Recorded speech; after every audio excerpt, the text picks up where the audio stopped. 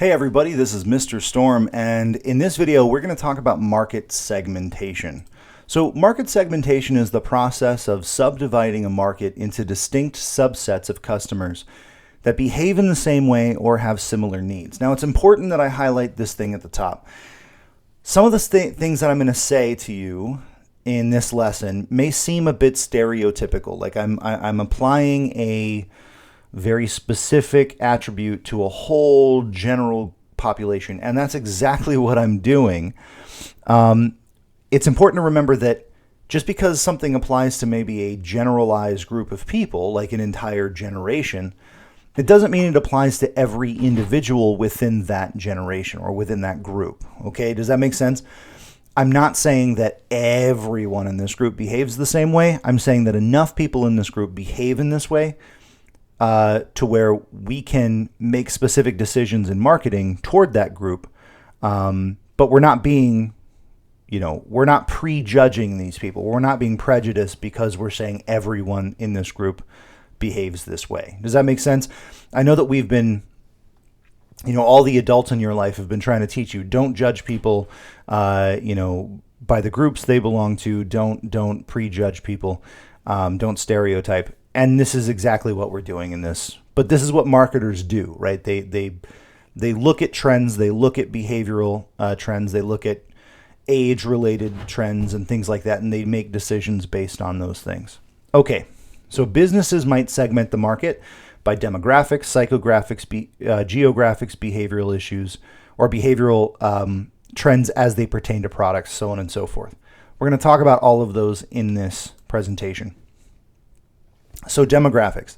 These are personal characteristics such as age, gender, income, ethnic background, education, religion, occupation, lifestyle, political affiliation, worldview, philosophy, how healthy you are, like all kinds of things. Anything that describes you as a person can be a demographic. So let's talk about the biggest one, age. Age is a huge demographic for segmenting the market. And right now, there are currently 4 groups of ages that marketers focus on. You have the baby boom generation, or boomers. You have Generation X, Generation Y, and Generation Z. So we're going to talk about those 4 groups today. Baby boomers. These are people who were born between 1943 and 1964. These are probably your great-grandparents. They make up a group of 60 or 76 million Americans, which is a lot. That's a lot of people. They control about $2.6 trillion and 51% of the wealth of the country. This is the largest demographic as it pertains to age. And this demographic is very specific in how you market to them. They're prime targets for luxury items and for recreational items. They want to maximize the amount of enjoyment they have for the rest of their life. They want to focus on making their lives more comfortable and making their lives easier to manage. Because they only have a couple of years left, right? So they want to make sure they use the amount of years they have as effectively as possible. Americans over 65, that group is going to double by 2030.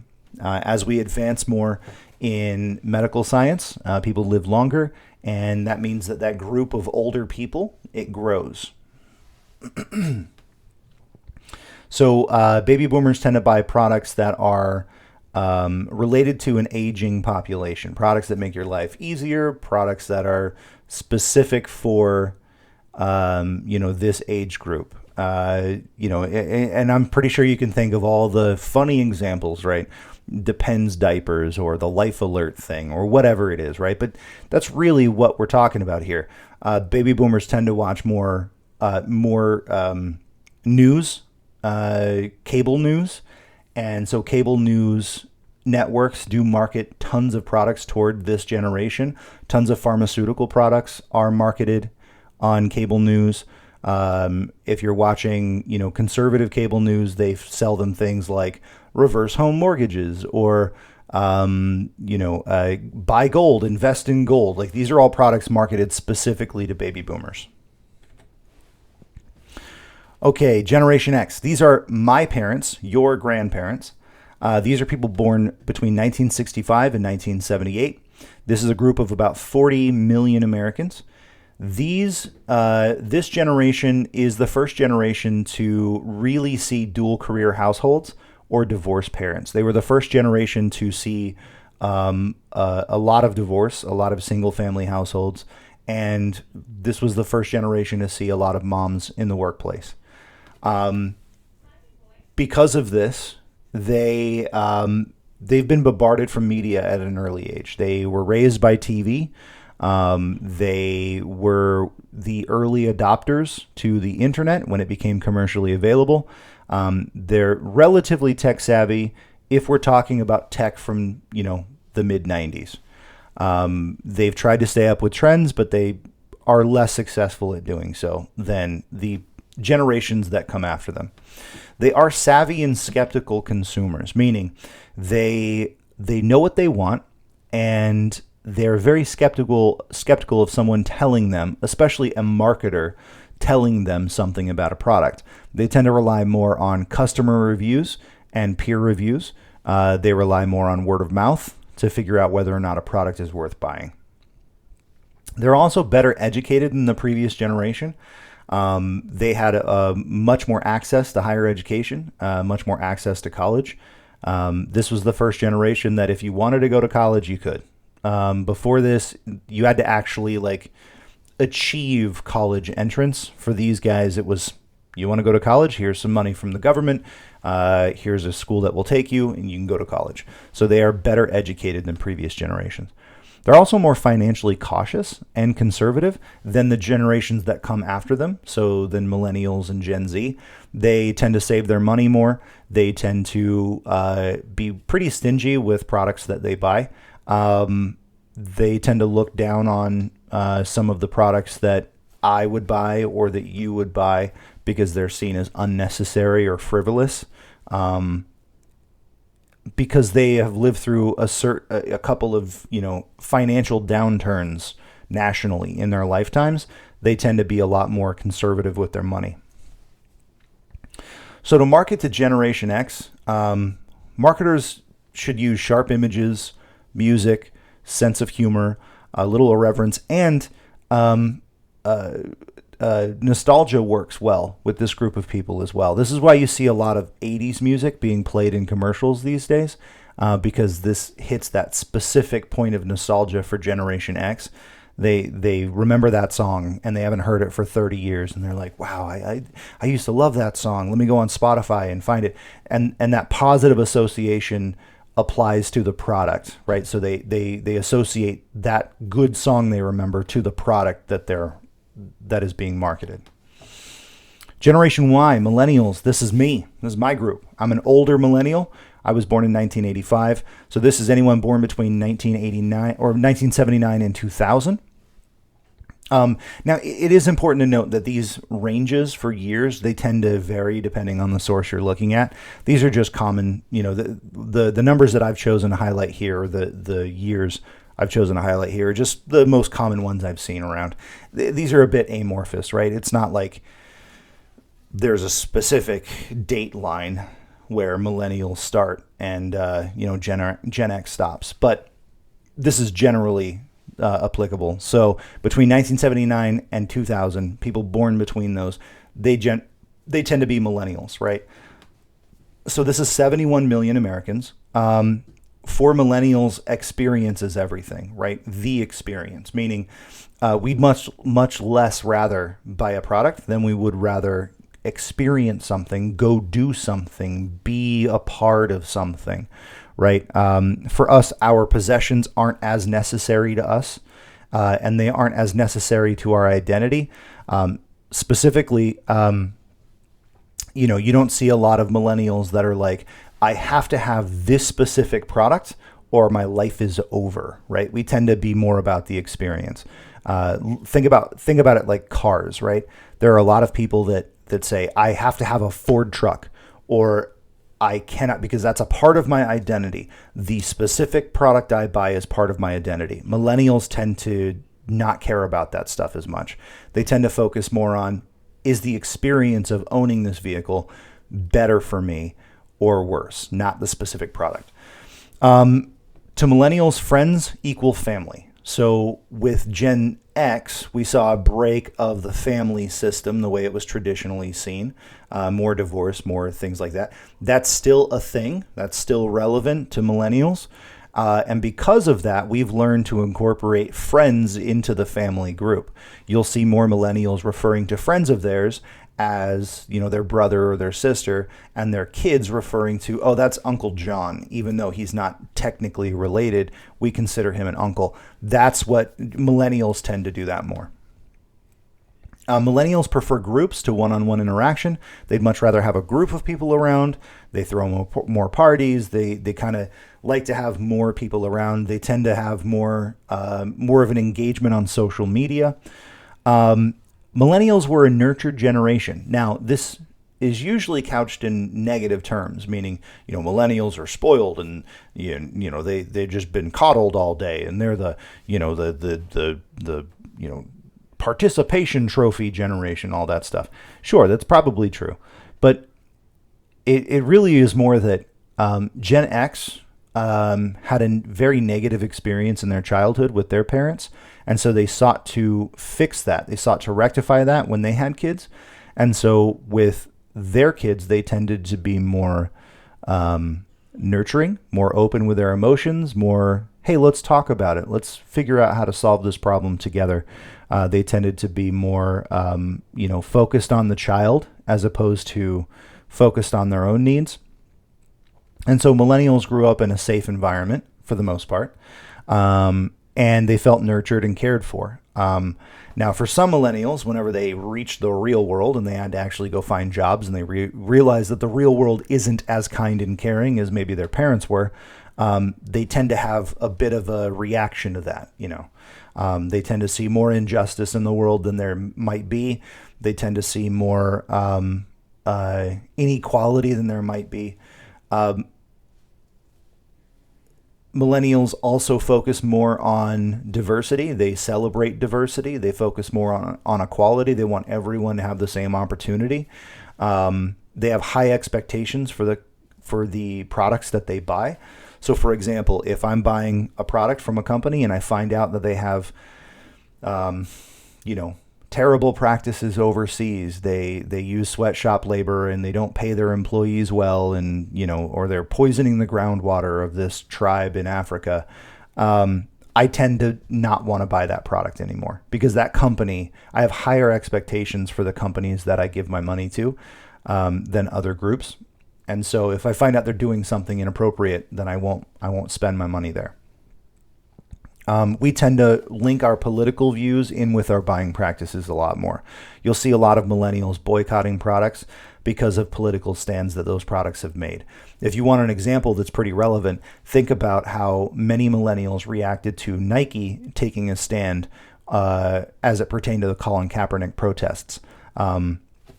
Millennials tend to react to things politically with our dollars, right? We spend money on political issues, or we spend money to disincentivize companies from becoming political, depending on your viewpoint. So Gen Z, this is you guys. These are people born between 2001 and the present. Now, the present is a bit iffy. Usually the cutoff is 2015. So if you were born from 2001 to 2015, then you're considered Generation Z. The people born from 2015 on, we actually consider them Generation Alpha, which is pretty cool, I think. But for Generation Z, you guys are focused on rewriting the rules, right? Generation Z is more focused on, you don't care about tradition. You don't care about how things used to be done. You see a broken system in front of you, maybe a country that might be falling apart, and you're like, we're going to fix this. We're going to fix this. All of the issues, we have the problem, we can solve the problems.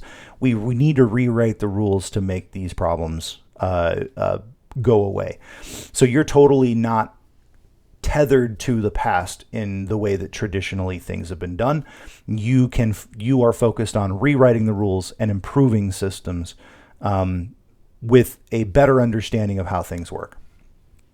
You're also extremely tech savvy. You have grown up using technology since you were a baby. All right.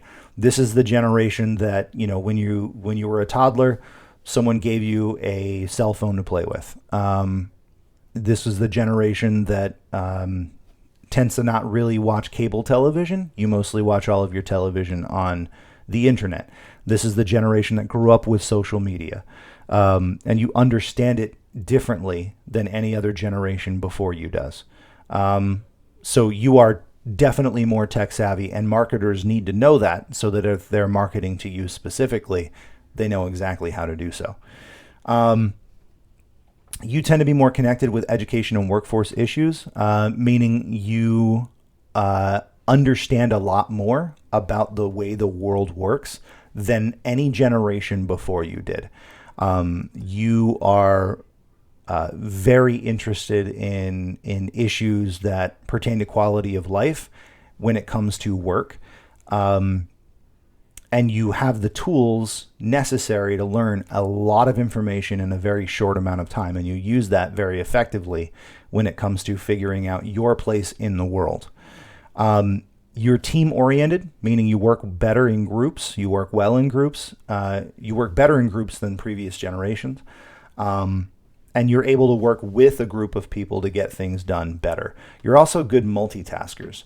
What I mean by that is you can be working on a research paper while listening to music, while also watching The Office, right? You can do a lot of things at once, and some of you need to be stimulated on multiple fronts in order to do well, right? You insist on a stimulating job environment, meaning you have to be able to decorate your desk with knickknacks. You have to be able to listen to music. There's a foosball table over in the corner, so if you get overwhelmed, you can go play. You can socialize at work, things like that. This is why my classroom, by the way, has a bunch of stuff up on the walls, and I have toys in my room, and we listen to music. It's because I know that this is what works for your age group. It helps you to stay focused on what you're doing. You expect frequent rewards, meaning if you do something, you want a reward for it now, right now. I just did something, I need to be rewarded for it, right? This manifests itself in social media in the way that it works, right? I posted a selfie, I need the likes right now. I need to know who's saying what about me right now. I need to know right now, give it to me now, right? And that's not a bad thing, right? I'm not making a judgment here. That actually is something that marketers need to know. If I'm creating a product or a system that I want Gen Z to interact with, I need to know that frequent rewards are important in that system, right? This is the achievement unlocked generation, right? You need constant feedback for the things you do. You also tend to work to live, not live to work. What that means is you tend to focus on the work you do as separate from your life, and you focus more on your quality of life than you do on the job that you're doing. Your generation tends to see a job as just a small aspect of your life that is not as relevant to who you are. Whereas maybe baby boomers, their entire identity was wrapped up in who they were, or their entire identity was wrapped up in what they did for a living. For you guys, that tends to be less important. Gen Z is much more likely to answer the question, what do you do for a living, with their hobbies instead of what they actually do to make money, right? You have more Gen Z people saying, oh yeah, I'm a YouTuber, or, I'm a streamer, I stream video games. Even though they work at Walmart and they stock, groceries at Walmart, they tend to focus more on what makes them happy as opposed to what makes them money. All right. Gender. This is a bit of a touchy subject in marketing because gender is a bit of a touchy subject at all, right? But the way that this manifests itself in marketing is you might see the same product, but it's marketed in two different ways based on what the marketer thinks each gender wants to see. So for example, let's take a look at these razors here, right? We have the Gillette Fusion and we have the Venus Breeze. They're both made by the same company. They're essentially the same product. It's just a razor, right? It cuts hair off of your body, right? It's the same thing, but they are marketed in wildly different ways, right? Notice that the one that's marketed for men, it uses a complementary color scheme, meaning they're opposite colors on the color wheel, right? We have blue and orange. That tends to draw the eye. They're sharper. There's a sharper contrast between those colors. And we're using words like fusion. It's a power word, like explosion, or whatever. There are a lot of power words. Power, right? These tend to be used to market towards men. But the one that's marketed toward women, you can see that the colors are softer. They're closer to each other on the color wheel. They're more harmonious, right? It's light blue and purple. They're more pastel colors, right? And the words they're using are Venus breeze, right? It's softer. It's more gentle, right? It's not as aggressive as the male. Again, this is literally the same product. It's just a razor that cuts hair off of your body. But one is marketed to men and the other is marketed to women. Here's the thing. If I, as a man, went and bought the Venus Breeze, it would be just as effective as cutting hair as the Gillette Fusion razor would be. There's no difference in the product, right? But as a man, when I'm standing there in the razor aisle and I'm looking and I go, oh, I got to get the Gillette Fusion because it's for me. It's for a man. It's made for a man, right? And marketers know that. They know that that's a thing that people do. They also know that there is a certain pressure that you may feel to buy products that are marketed for your gender, right? If I was to buy the Venus Breeze, people might look at me weird, like, why are you buying that? It's a lady's razor. It's the same thing, right? So marketers know how to use this to sell products directly to you. And there are tons of examples of this. Just go to the grocery store, go to any store, and look for products that are marketed differently for men than they are for women. It's kind of mind-blowing. Psychographics. These are things that are... Psychographics are demographics that are based on social and psychological characteristics, such as attitudes, interests, and opinions. So this tends to be like your worldview, your philosophy. Psychologically, what do you think about the world and how do you interact with products? And these are a bit harder to discern. Generally, psychographics take the shape of trends that we see in the marketplace. For example, for the last 10 years or so, the fastest growing segment of the market for consumer products have been health products. Things like Fitbits, eating properly, exercising, like increasing your quality of life. These have all been the fastest growing segments of the marketplace, which is my argument for when people say, oh, as we increase technology, we're just going to become like the people in Wall-E. We're going to be floating around in these chairs, getting really big and fat and just watching TV all day. That's actually not what the data suggests, right? People are at least thinking about becoming healthier and they're buying products that reflect that. So that's a psychographic decision. Geographics, segmentation of the market based on where people live. So are you marketing to a specific locality? Are we marketing to Ogden, Utah? Or are we marketing to a region, the Southwest? Or are we marketing to the nation as a whole, Americans, right? Or are we marketing to a global market? All of those things have specific decisions that you need to make, right?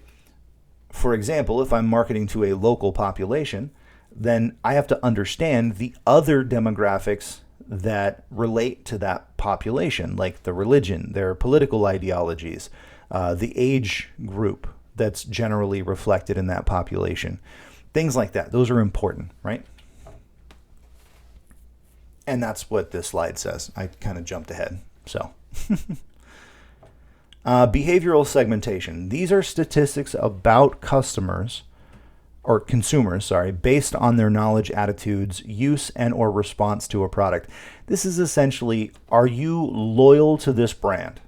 Are you the kind of person who is brand loyal? Or are you the kind of person that buys whatever the best product is?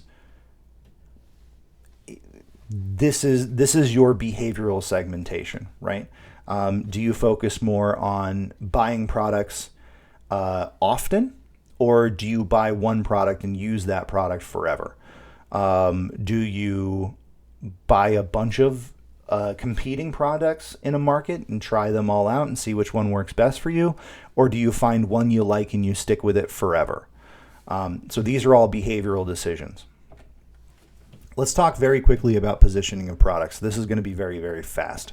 So there are 5 basic competitive forces for positioning products. The first one is industry rivals. Who else exists in this space that you need to compete with, right? If you're a company selling cookies, what other cookie selling companies exist in the marketplace? Threat of new entrants. Maybe you're the only cookie selling game in town, and then someone else shows up and starts selling cookies. They're a new entrant to the market. Then we have threat of substitutes, meaning I'm selling cookies, but I'm selling, chocolate chip cookies. And then someone else is selling a different kind of cookie. Maybe they're not a direct threat to my market, but if someone else comes along and starts selling chocolate chip cookies, then I now have a direct competitor. Bargaining power of buyers. How many options do buyers have in this market, right? If the buyers see 100 companies selling chocolate chip cookies, they may just buy the cheapest one. And if I'm not directly positioned to be the choice they make, then I have, right? The more competition there is in the market, the less likely it is customers are going to buy my product. And then we have bargaining power of suppliers. If there's only one company that makes chocolate chips and there are a couple companies buying from that one company, then, I need chocolate chips to make my chocolate chip cookie. But if there's only one company that supplies them, I have to just deal with the prices. Whereas if I can buy my chocolate chips from any number of companies, then I can actually make a better choice there. So those are 5 things that you need to think about when positioning your product in a marketplace. But for us, we're going to be doing it online. So some of these things don't generally apply to us, but it is important that you at least see these concepts before we move on to generating our marketing plan and figuring out who our specific customer is going to be. So in the next, so after this, there's a quiz on this specific information, and then we have an assignment where we're going to be figuring out exactly who our customer is. All right, this was a very long one, and I appreciate you sticking with me. I'm going to be quiet now so you can go on and finish the rest of your work for this week. Peace.